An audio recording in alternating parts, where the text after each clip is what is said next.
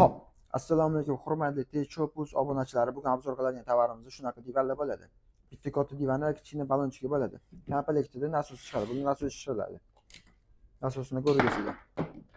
O'zini bitta nasotkasi ham bo'ladi. Nasosi. Buni rozetkaga tiqasizlar va bu ikkalasini bir-biriga ulaysizlar. Pak ulaysizlar-da, nasos shotdan chiqadi. Nasotkasi ulab turib, divanimizga tiqasizlar. O'zi ishib beradi. Nasosini sizlar ko'raylik bitta.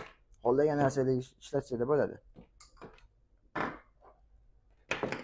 Kelinglar bo'lmasam buni ichini ochib chirib ko'ramiz sizlar bilan birga. Hurmatli obunachilarimiz, mana divanimizni ham ochib oldik.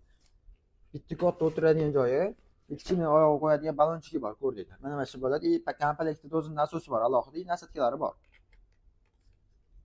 Bu divanimizning tegi materiallarni bitta ko'ringlar sizlar. Cho'tki bo'ladi, uncha-munchaga tekshirilmaydi. Xohlagan joyga qo'yib turasiz. Tegi toza bo'lsa bo'ldi. Kichkina balonchikida ham xuddi shunaqa. Ustki qismi odamga tanasiga yoqadigan materiallar, cho'tki material.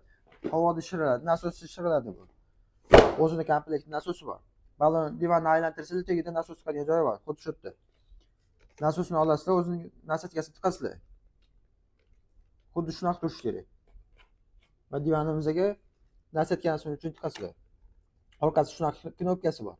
Knopkani bossanglar, ovozini eshitasizlar buni.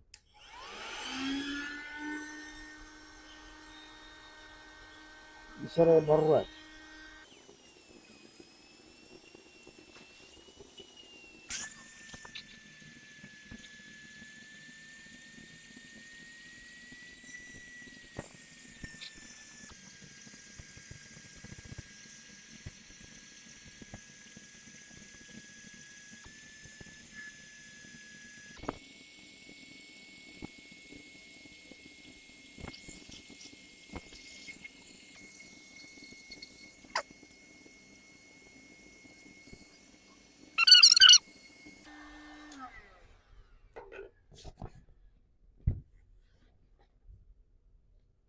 Hop, hurmatli obunachilarimiz, mana kattasini yig'ib oldik, endi kichkinasini ishiramiz. Kichkinasini xuddi shu nasos ishiramiz va nasotkasini kattasini emas, birinchini ko'tarishda kichkina nasotkasi bor. Xuddi shuni ishlatamiz. Xuddi o'sha nasosni o'sha joyga tiqamiz yana. Va kichkina balonchikka tiqamiz buni.